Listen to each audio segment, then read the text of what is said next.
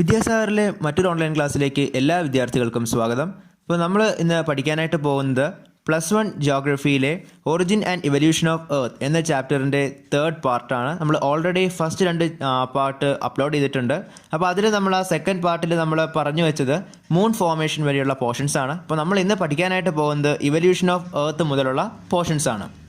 അപ്പോൾ നമുക്ക് നോക്കാം. Evolution of earth. Initially, Earth was a barren, rocky and hot object with a thin atmosphere of hydrogen and helium. അപ്പോൾ ആദ്യകാലങ്ങളിൽ ഭൂമി എങ്ങനെയായിരുന്നു? വളരെ ബാരൻ ആയിരുന്നു, അതുപോലെ തന്നെ റോക്കി ആയിരുന്നു, അതുപോലെ തന്നെ ഹോട്ട് ഒബ്ജക്റ്റ് ആയിരുന്നു with thin atmosphere of hydrogen and helium. അപ്പോൾ ഹൈഡ്രജനും ഹീലിയവും ഉണ്ടായിരുന്ന വളരെ തിന്നായിട്ടുള്ള, തിക്കല്ല, ഇവിടെ തിന്നായിട്ടുള്ള അറ്റ്മോസ്ഫിയർ ആയിരുന്നു. അതുപോലെ തന്നെ അതെങ്ങനെയുള്ളതായിരുന്നു? വളരെ ഹോട്ടായിരുന്നു, അതോടൊപ്പം തന്നെ റോക്കി ആയിരുന്നു, അതോടൊപ്പം തന്നെ ബാരൻ ആയിരുന്നു. അതായത് ഫലഭൂയിഷ്ടമല്ലാത്ത പാറയും അതുപോലെ തന്നെ ഊഷ്മാവ് വളരെയധികം കൂടുതലുമായിട്ടുള്ള വളരെ നേർത്ത അറ്റ്മോസ്ഫിയർ ആയിരുന്നു അക്കാലത്ത് എന്തിലുണ്ടായിരുന്നത്? ഭൂമിക്ക് ഉണ്ടായിരുന്നത്. ആ അറ്റ്മോസ്ഫിയറിൽ എന്തൊക്കെയാണ് ഉണ്ടായിരുന്നത്? ഹൈഡ്രജനും ഹീലിയവും. Earth has a layered structure from the outermost end of the atmosphere to the center of the earth. അപ്പോൾ എർത്തിനുണ്ടായിരുന്നുള്ളത് എന്താണ്? ഒരു ലെയേർഡ് ആയിട്ടുള്ള ഒരു സ്ട്രക്ചറാണ്. അതായത് പല വിധത്തിലുള്ള ലെയറുകളായിട്ടായിരുന്നു എർത്തിൻ്റെ ആ ഒരു സ്ട്രക്ചർ എന്ന് പറയുന്നത്. അതെന്തൊക്കെ ഉൾപ്പെടുന്നതായിരുന്നു? Outermost end of the atmosphere to centre of the earth. അപ്പോൾ ഔട്ടർ മോസ്റ്റ് അറ്റ്മോസ്ഫിയർ തൊട്ട് എർത്തിൻ്റെ സെൻറ്റർ വരെ ഡിഫറെൻറ്റ് ലെയേഴ്സ് ആയിട്ടാണ് എർത്ത് കാണപ്പെടുന്നത്. Material that existed is not uniform. അപ്പോൾ ഈ ഓരോ ലെയറിലുമുള്ള മെറ്റീരിയൽ അല്ലെങ്കിൽ അതിലെ ദ്രവ്യം എന്ന് പറയുന്നത് എന്തല്ല? യൂണിഫോം ആയിട്ടല്ല ഡിസ്ട്രിബ്യൂട്ട് ചെയ്തിരിക്കുന്നത്. The atmospheric matter has least density from the surface to the deeper depths. ഇപ്പോൾ നമ്മുടെ സർഫസിൽ നിന്നും നമ്മൾ ഡീപ്പർ ഡെപ്തിലേക്ക് പോകുമ്പോൾ അവിടെ എന്ത് സംഭവിക്കുകയാണ്? അവിടെയുള്ള അറ്റ്മോസ്ഫിയറിക് മാറ്റർ എന്ന് പറയുന്നതിന് ഡെൻസിറ്റി എന്ത് ചെയ്യുന്നു? കുറഞ്ഞു വരുന്നു. സർഫസിൽ നിന്നും നമ്മൾ ഡീപ്പിലേക്ക് പോകുമ്പോൾ അവിടുത്തെ അറ്റ്മോസ്ഫിയറിക് എന്ത് പറ്റുന്നു? അറ്റ്മോസ്ഫിയറിക് മാറ്ററിൻ്റെ ഡെൻസിറ്റി വളരെയധികം കുറയുന്നു. Earth's interior has different zones and each of these contains materials with different characteristics. അപ്പോൾ എർത്തിൻ്റെ ഇൻറ്റീരിയറിൽ എന്തുണ്ട്? ഡിഫറെൻറ്റ് സോൺസ് ഉണ്ട്. ഈ ഓരോ ഡിഫറെൻറ്റ് സോൺസിലും എന്താണുള്ളത്? ഉള്ള മെറ്റീരിയൽസിന് നിരവധി സ്വഭാവ സവിശേഷതകളുണ്ട്. അപ്പോൾ നമ്മൾ എന്താണ് പറഞ്ഞത്? എർത്ത് ഫോം ചെയ്ത സമയത്ത് എർത്ത് എങ്ങനെയായിരുന്നു? ബാരൻ ആയിരുന്നു, റോക്കി ആയിരുന്നു, അതുപോലെ തന്നെ ഒരു ഹോട്ട് ഓബ്ജക്റ്റ് ആയിരുന്നു. അവിടെയുള്ള അറ്റ്മോസ്ഫിയർ വളരെ തിന്നായിരുന്നു. എന്തൊക്കെ കൊണ്ടുള്ളതായിരുന്നു അറ്റ്മോസ്ഫിയർ എന്ന് പറയുന്നത്? ഹൈഡ്രജനും ഹീലിയവുമായിരുന്നു. അതുപോലെ തന്നെ എർത്തിൻ്റെ സ്ട്രക്ചർ എന്ന് പറയുന്നത് ലെയേർഡ് ആയിട്ടുള്ള ഒരു സ്ട്രക്ചർ ആയിരുന്നു. അത് എവിടെ തൊട്ട് എവിടം വരെയാണ്? നമ്മുടെ സർഫസ് മുതൽ സെൻറ്റർ ഓഫ് ദി എർത്ത് വരെ വളരെ ഡിഫറെൻ്റ് ആയിട്ടുള്ള ലെയേഴ്സ് ആയിരുന്നു. അതുപോലെ തന്നെ ഡെൻസിറ്റി വെച്ച് നോക്കുമ്പോൾ നമ്മുടെ സർഫസിൽ നിന്നും സെൻറ്റർ ഓഫ് ദി എർത്തിലേക്ക് പോകുമ്പോൾ അവിടെ ഡെൻസിറ്റി എന്ത് വരുന്നു?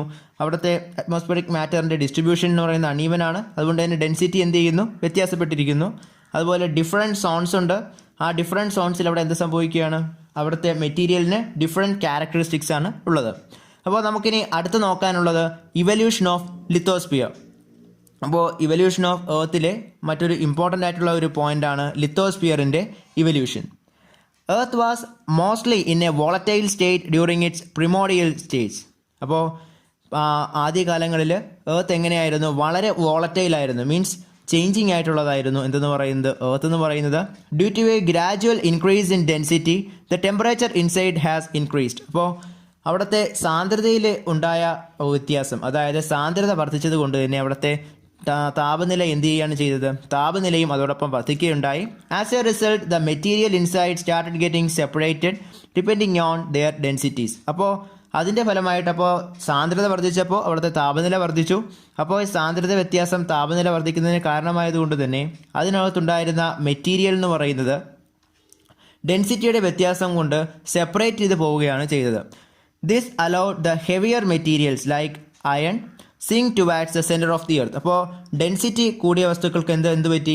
സെൻറ്റർ ഓഫ് ദി എർത്തിലേക്ക് പോയി. ഡെൻസിറ്റി കുറഞ്ഞത് സർഫസിലേക്ക് വന്നു. അതാണ് ആ ഡെൻസിറ്റി വ്യത്യാസം കൊണ്ട് സെപ്പറേറ്റ് ചെയ്തെന്ന് പറഞ്ഞത്. അപ്പോൾ എന്താണ് സംഭവിച്ചത്? അവിടെ ഡെൻസിറ്റിക്ക് വ്യത്യാസം വരുന്നു. ഡെൻസിറ്റി കൂടുമ്പോഴത്തേക്കും അവിടെ ടെമ്പറേച്ചർ കൂടുന്നു. ടെമ്പറേച്ചർ കൂടുമ്പോഴത്തേക്കും അവിടെ എന്ത് സംഭവിക്കുന്നു? ഉള്ളിലുണ്ടായിരുന്ന മെറ്റീരിയൽസ് സെപ്പറേറ്റ് ചെയ്യുന്നു. അതിൽ ഹെവിയർ മെറ്റൽസ് അല്ലെങ്കിൽ ഹെവിയർ ആയിട്ടുള്ള മെറ്റീരിയൽസ് എങ്ങോട്ടേക്ക് അട്രാക്ട് ചെയ്യപ്പെടുകയാണ്? സെൻറ്റർ ഓഫ് ദി എർത്തിലേക്ക് അട്രാക്ട് ചെയ്യപ്പെടുകയാണ്. അതിനൊരു എക്സാമ്പിൾ എന്താണ്? അയൺ പോലുള്ള വളരെ ഹെവിയർ ആയിട്ടുള്ള മെറ്റീരിയൽ ആണെങ്കിൽ സെൻറ്റർ ഓഫ് ദി എർത്തിലേക്ക് അട്രാക്ട് ചെയ്യപ്പെടുന്നു. And lighter ones move towards the surface. അതുപോലെ തന്നെ ഇപ്പോൾ ഡെൻസിറ്റി വളരെ ലൈറ്റ് ആയിട്ടുള്ളത് ഹെവി ആയിട്ടുള്ളതാണ്, ലൈറ്റ് ആയിട്ടുള്ളതുകൊണ്ട്. ലൈറ്റ് ആയിട്ടുള്ളത് സർഫസിലും ഹെവി ആയിട്ടുള്ളത് എങ്ങോട്ടേക്കും പോയി? സെൻറ്റർ ഓഫ് ദി എർത്തിലേക്കും അട്രാക്ട് ചെയ്യപ്പെട്ടു. With passage of time the cool further and solidified and condensed into smaller sizes. അപ്പോൾ സമയം കടന്നു പോയതിൻ്റെ ഫലമായിട്ട് അവിടെ എന്ത് ചെയ്തു?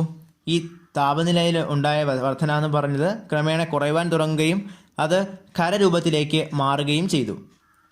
അപ്പോൾ ആദ്യകാലങ്ങളിൽ സാന്ദ്രത വ്യത്യാസം താപവർധനയ്ക്ക് കാരണമായി. ഇങ്ങനെ താപം വർദ്ധിച്ചത് കൊണ്ട് തന്നെ അവിടെ എന്ത് സംഭവിച്ചു? മെറ്റീരിയൽ സെപ്പറേറ്റ് ചെയ്തു. അതിൽ ഡെൻസിറ്റി കൂടിയ മെറ്റീരിയൽസ് സെൻറ്റർ ഓഫ് ദി എർത്തിലും ഡെൻസിറ്റി കുറഞ്ഞ മെറ്റീരിയൽസ് സർഫസിലേക്കുമാണ് അട്രാക്ട് ചെയ്യപ്പെട്ടത്. അതുപോലെ തന്നെ പാസേജ് ഓഫ് ടൈം എന്ത് സംഭവിച്ചു? ഈ ടെമ്പറേച്ചർ കുറഞ്ഞു, ഡ്രോപ്പ് ചെയ്തു. അതിൻ്റെ ഫലമായിട്ട് എന്ത് ചെയ്തു? കണ്ടൻസ് ചെയ്യാനായിട്ട് സ്റ്റാർട്ട് ചെയ്തു. അതിൻ്റെ ഫലമായിട്ട് ഇത് സോളിഡ് ഫോമാക്കി മാറി, സോളിഡിഫൈഡ് ആകുന്നു. അതുപോലെ തന്നെ സോളിഡിഫൈഡ് ആയതുകൊണ്ട് സ്മോളർ സൈസിലേക്ക് ഇത് വരുന്നു. This later led to the development of the outer surface in the form of a crust. അപ്പോൾ ഇതാണ് എന്തിൻ്റെ ഫോമേഷനിലേക്ക് കാരണമായത്? ഔട്ടർ സർഫസിൽ ഒരു ക്രസ്റ്റിൻ്റെ ഫോമേഷനിലേക്ക് കാരണമായത്. During the formation of moon due to the gland impact of earth was further heated up.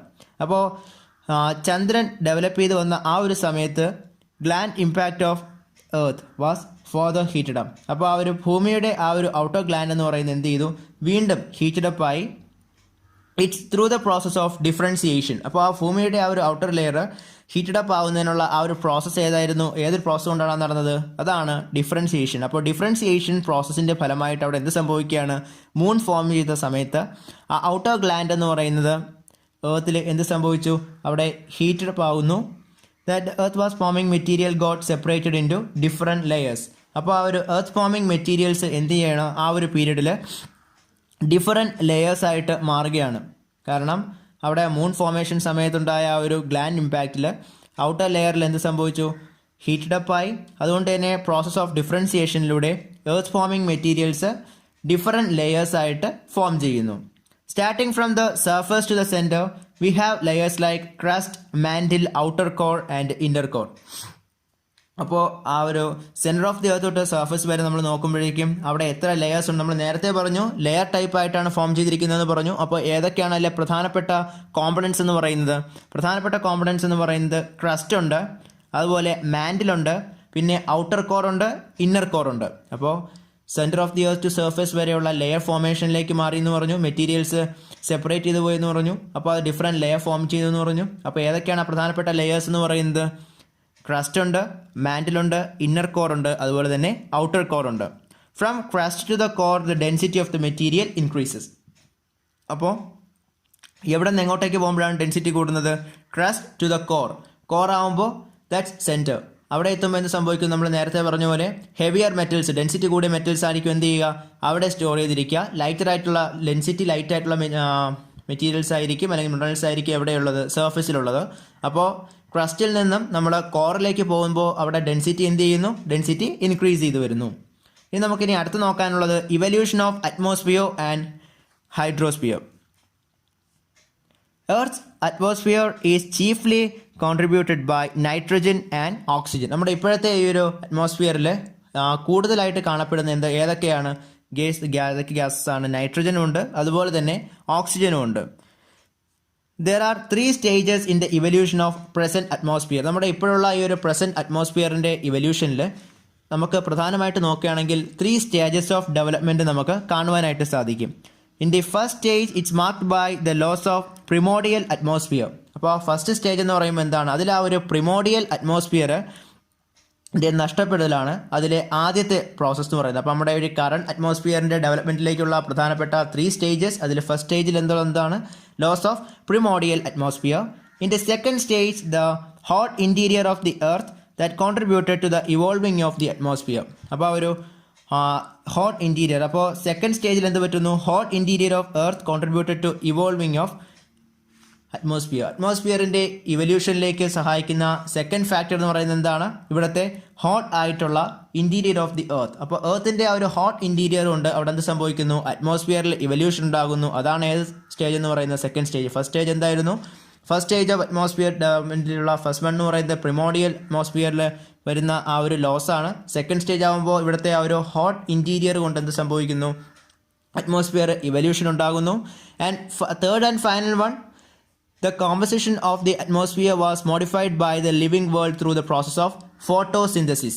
അപ്പോൾ ഫോട്ടോസിന്തസിസ് അതായത് പ്രകാശ സംശ്ലേഷണം നമുക്കറിയാവുന്ന പോലെ തന്നെയാണ് സസ്യങ്ങൾ ആഹാരം പാകം ചെയ്യുന്ന ആ ഒരു പ്രോസസ്സ് ഫോട്ടോസിന്തസിസ്. അപ്പോൾ finally the composition of atmosphere was modified by, അപ്പോൾ ആ ഒരു ഈ ഇവോൾവ് ആയിട്ടുള്ള അറ്റ്മോസ്ഫിയറിൽ നമുക്ക് ലിവിങ് ഓർഗാനിസത്തിന് ഫേവറബിൾ അല്ലെങ്കിൽ സ്യൂട്ടബിൾ ആയിട്ട് മാറുന്നത് എന്തിൻ്റെ വരവോട് കൂടിയാണ്? ഫോട്ടോസിന്തസിസിന് പാകമായ രീതിയിൽ അറ്റ്മോസ്ഫിയർ ചേഞ്ച് ആയതിന് കൂടിയാണ് എന്ത് വരുന്നത്? ലിവിങ് ഓർഗാനിസത്തിനെ സപ്പോർട്ട് ചെയ്യുന്ന രീതിയിൽ ഈ അറ്റ്മോസ്ഫിയർ മാറിയത്. അപ്പോൾ അതാണ് അറ്റ്മോസ്ഫിയർ ഡെവലപ്മെൻറ്റിലെ 3 main stages. First one, the loss of primordial atmosphere. Second one, the hot interior to the development of atmosphere.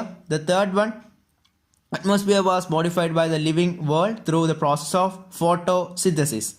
The early atmosphere with hydrogen and helium is supposed to have been stripped off as a result of the solar winds. നമ്മൾ ആ ഒരു terrestrial പ്ലാനറ്റ്സിൻ്റെ case പറഞ്ഞപ്പോൾ പറഞ്ഞതാണ്. Terrestrial പ്ലാനറ്റ്സിൽ എന്തായിരുന്നു? ആദ്യകാലങ്ങളിൽ hydrogen helium ആയിരുന്നു കൂടുതലായിട്ട് ഉണ്ടായിരുന്നത്. അപ്പോൾ ഈ ഹൈഡ്രജനും ഹീലിയവുമായിട്ടുണ്ടായിരുന്ന ഈ പ്ലാനറ്റ്സിൽ അത് ഹൈഡ്രജനും ഹീലിയവും പോകുന്നത് എന്തുകൊണ്ടാണ്? സോളാർ വിൻഡ്സ് കൊണ്ടാണ്. അപ്പോൾ ഇവിടെയും അത് തന്നെയാണ് കഥ. The early atmosphere with hydrogen and helium is suppose to have stripped off as a result of solar winds. ഇപ്പോൾ സോളാർ വിൻഡ്സ് ഉള്ളതുകൊണ്ട് തന്നെ ഈ ഏർലി അറ്റ്മോസ്ഫിയറിൽ ഉണ്ടായിരുന്ന ഹൈഡ്രജനും ഹീലിയവും അവിടെ നിന്ന് പോകുന്നു. ഇത് ഏർത്തിൻ്റെ കേസിൽ മാത്രമല്ല മറ്റ് ടെറസ്ട്രിയൽ പ്ലാനറ്റ്സിൻ്റെ കേസിലും ഈ സോളാർ വിൻഡ്സ് ഉണ്ട്. കാര്യം അത് ഏതുമായിട്ട് അടുത്ത് നിൽക്കുന്നതാണ്? സൂര്യനുമായിട്ട് വളരെ അടുത്ത് നിൽക്കുന്ന ഗ്രഹങ്ങളാണ് ഈ ഒരു ടെറസ്ട്രിയൽ പ്ലാനറ്റ്സ്. അതുകൊണ്ട് തന്നെ അവിടെ ഉണ്ടായിരുന്ന ഹൈഡ്രജനും ഹീലിയവും സോളാർ വിൻഡ്സ് കൊണ്ട് സ്ട്രിപ്പ് ഓഫ് ചെയ്തു പോകുന്നു. Which was suppose to have lost off the primordial atmosphere through the impact of solar winds. അപ്പോൾ നമ്മൾ ആദ്യം പറഞ്ഞ ലോസ് ഓഫ് പ്രിമോഡിയൽ അറ്റ്മോസ്ഫിയർ എന്ന് പറയുന്നതിനുള്ള റീസൺ എന്ന് പറയുന്നത് എന്താണ്? അത് നഷ്ടപ്പെടാനുള്ള റീസൺ സോളാർ വിൻഡ്സ് കൊണ്ടാണ് ഈ ഒരു പ്രിമോഡിയൽ അറ്റ്മോസ്ഫിയർ നഷ്ടപ്പെടുന്നത്. അതായത് പ്രധാനമായിട്ടുള്ള കോമ്പണൻസ് ഏതൊക്കെയായിരുന്നു? ഹൈഡ്രജനും ഹീലിയവും ആയിരുന്നു ആ ഒരു അറ്റ്മോസ്ഫിയറിൽ ഉണ്ടായിരുന്നത്. അത് നഷ്ടപ്പെടുന്നതിനുള്ള മെയിൻ ആയിട്ടുള്ള ഒരു ഫാക്ടർ എന്തായിരുന്നു? സോളാർ വിൻഡ്സ് ആയിരുന്നു അതിനുള്ള ഫാക്ടർ എന്ന് പറയുന്നത്. During the cooling of earth, gases and water vapour were released from the interior solid earth. അപ്പോൾ ഒരു ടെമ്പറേച്ചർ ഡ്രോപ്പ് ചെയ്ത് അത് ഗ്രാജുവലി കണ്ടൻസ് ചെയ്ത സമയത്ത് gases and water vapour released from interior of solid earth. അപ്പോൾ solid എർത്തിൻ്റെ ഇൻറ്റീരിയറിൽ നിന്നും എന്ത് വരാനായിട്ട് തുടങ്ങി? ഗ്യാസസും അതുപോലെ തന്നെ വാട്ടർ വേപ്പറും റിലീസ് ചെയ്യാനായിട്ട് തുടങ്ങി. അതിനുള്ള റീസൺ എന്താണ്? ടെമ്പറേച്ചർ ഡ്രോപ്പ് ചെയ്തു. ടെമ്പറേച്ചർ ഡ്രോപ്പ് ചെയ്തപ്പോൾ ഇൻറ്റീരിയർ ഓഫ് എർത്തിൽ നിന്ന് എന്തൊക്കെ വരാൻ തുടങ്ങി? ഗ്യാസും അതുപോലെ തന്നെ വാട്ടർ വേപ്പേഴ്സും സോളിഡ് എർത്തിൻ്റെ ഇൻറ്റീരിയറിൽ നിന്നും റിലീസ് ചെയ്യാനായിട്ട് തുടങ്ങി. This started the evolution of the present atmosphere. അപ്പോൾ ഇതാണ് എന്തിലേക്ക് നയിച്ചത്? പ്രസൻറ്റ് അറ്റ്മോസ്ഫിയറിൻ്റെ ഇവല്യൂഷനിലേക്ക് നയിച്ച ഒരു ഫാക്ടർ എന്ന് പറയുന്നത് ഈ ഇൻറ്റീരിയറിൽ നിന്നും വന്നിട്ടുള്ള ഈ ഗ്യാസും അതുപോലെ തന്നെ വാട്ടർ വേപ്പേഴ്സുമാണ്. The early atmosphere is largely contained water vapour, nitrogen, carbon dioxide, methane, ammonia and very little of free oxygen. Early അറ്റ്മോസ്ഫിയറിൽ കൂടുതലായിട്ടുണ്ടായിരുന്നത് വാട്ടർ വേപ്പർ ഉണ്ടായിരുന്നു, നൈട്രജൻ ഉണ്ടായിരുന്നു, അതുപോലെ carbon dioxide, methane, ammonia, പിന്നെ വളരെ നെഗ്ലിജിബിൾ എമൗണ്ടിൽ എന്തും ഉണ്ടായിരുന്നു? ഓക്സിജനും ഉണ്ടായിരുന്നു. The process through which the gases were outward from the interior is called degassing. അപ്പോൾ നമ്മുടെ ഇൻറ്റീരിയറിൽ നിന്നും ഗ്യാസസ് സർഫസിലേക്ക് ഔട്ട്പോർ ചെയ്ത ആ ഒരു പ്രോസസ്സിനെ നമ്മൾ പറയുന്ന പേരാണ് ഡീഗ്യാസിങ്. ഡീഗ്യാസിങ് എന്ന് പറയുന്ന ആ ഒരു പ്രോസസ്സിലൂടെയാണ് ഇൻറ്റീരിയറിൽ നിന്നും സർഫസിലേക്ക് ഗ്യാസസ് എന്ത് ചെയ്യാൻ തുടങ്ങിയത്? ഔട്ട്പോർ ചെയ്യാനായിട്ട് തുടങ്ങിയത്. അപ്പോൾ ആ ഒരു പ്രോസസ്സിനെ പറയുന്ന പേരെന്താണ്? ഡീഗ്യാസിങ്. Continuous volcanic eruptions that contributed water vapor and gases to the atmosphere. അപ്പോൾ കണ്ടിന്യൂസ് ആയിട്ട് നടന്ന വോൾക്കാനിക് ഇറപ്ഷൻ്റെ ഒരു ആഫ്റ്റർ എഫക്റ്റ് ആയിട്ട് അവിടെ എന്ത് സംഭവിക്കുകയാണ്? വാട്ടർ വേപ്പേഴ്സ്, നീരാവിയും അതുപോലെ തന്നെ ഗ്യാസസും അറ്റ്മോസ്ഫിയറിലേക്ക് എമിറ്റ് ചെയ്യപ്പെടുന്നു. As the earth cooled, the water vapour release started getting condensed. അപ്പോൾ എർത്തിലെ ടെമ്പറേച്ചർ ഡ്രോപ്പ് ചെയ്ത് വരുന്നതിൻ്റെ ഫലമായിട്ട് ഈ ഓൾറെഡി റിലീസ് ആയിട്ടുള്ള വാട്ടർ വേപ്പേഴ്സ് എന്ത് ചെയ്യാനായിട്ട് തുടങ്ങി? കണ്ടൻസ് ചെയ്യാനായിട്ട് തുടങ്ങി. ആ വാട്ടർ വേപ്പേഴ്സ് തണുക്കാനായിട്ട് തുടങ്ങി. The CO2 in the atmosphere got dissolved in rain water. അപ്പോൾ ഈ ഒരു വാട്ടർ വേപ്പേഴ്സ് നമ്മൾ നേരത്തെ പറഞ്ഞ പോലെ വോൾക്കാനിക് എറപ്ഷൻ്റെ ഫലമായിട്ട് ഗ്യാസസും വാട്ടർ വേപ്പേഴ്സും ഇൻറ്റീരിയറിൽ നിന്നും റിലീസ് ചെയ്തു. അപ്പോൾ ഇത് ടെമ്പറേച്ചർ ഡ്രോപ്പ് ചെയ്തതിൻ്റെ ഫലമായിട്ട് കണ്ടൻസ് ചെയ്യാൻ തുടങ്ങി, തണുക്കാനായിട്ട് തുടങ്ങി. അപ്പോൾ സ്വാഭാവികമായിട്ട് അവിടെ എന്ത് സംഭവിക്കും? അവിടെ റെയിൻഫോൾ ഉണ്ടാവും. അപ്പോൾ അറ്റ്മോസ്ഫിയറിൽ ഉണ്ടായിരുന്ന ആ ഒരു CO2 ഈ ഒരു റെയിൻഫോളിൽ ഡിസോൾവ് ചെയ്യുകയാണ് ചെയ്യുന്നത്. അതായത് ആ റെയിൻ വാട്ടറിൽ ഈ കാർബൺ ഡൈ ഓക്സൈഡ് ലയിക്കുന്നു. And temperature gradually decreased. അപ്പോൾ റെയിൻഫോളിൻ്റെ എമൗണ്ട് കൂടി വന്നതോടുകൊണ്ട് തന്നെ അവിടെ ഉണ്ടായിരുന്ന ആ ഒരു ഹോട്ട് ഇൻറ്റീരിയർ നോർമലി എന്ത് ചെയ്യുകയാണ്, കൂൾ ചെയ്യപ്പെടുകയാണ് ചെയ്യുന്നത്. അവിടുത്തെ ടെമ്പറേച്ചർ ഡിക്രീസ് ചെയ്യുന്നു. Cause more condensation and more rains. അപ്പോൾ ആ ടെമ്പറേച്ചർ കുറഞ്ഞതിൻ്റെ ഫലമായിട്ട് കൂടുതൽ റെയിൻ വന്നു. അപ്പോൾ കുറച്ചുകൂടി കൂളായി. അപ്പോൾ എന്ത് സംഭവിച്ചു, കണ്ടൻസേഷൻ വീണ്ടും നടന്നു. കണ്ടൻസേഷൻ വീണ്ടും നടന്നതിൻ്റെ ഫലമായിട്ട് വീണ്ടും റെയിൻഫോൾ എന്ത് ചെയ്തു, സംഭവിച്ചു. The rainwater falling into the surface got collected in the depression and give rise to oceans. അപ്പോൾ ഇങ്ങനെ ബാക്ക് ടു ബാക്ക് ആയിട്ട് ഉണ്ടായ റെയിൻഫോളിൻ്റെ ഫലമായിട്ട് എർത്തിൻ്റെ സർഫസിലുണ്ട ഡിപ്രഷനിൽ ഈ റെയിൻ വാട്ടർ സെർവ് ചെയ്യുകയും അവിടെ എന്തായിട്ട് ഫോം ചെയ്യുകയും ചെയ്തു, ഓഷ്യൻസ് ഫോം ചെയ്യുകയും ചെയ്തു. അപ്പോൾ ഓഷ്യൻ ഫോം ചെയ്ത് എങ്ങനെയാണ്, ഇൻറ്റീരിയർ ആദ്യം ഇനിഷ്യൽ പീരീഡിൽ എർത്ത് വളരെ ഹോട്ടായിരുന്നു, അവിടെ വോൾക്കാനിക് എറപ്ഷൻ സംഭവിച്ചു.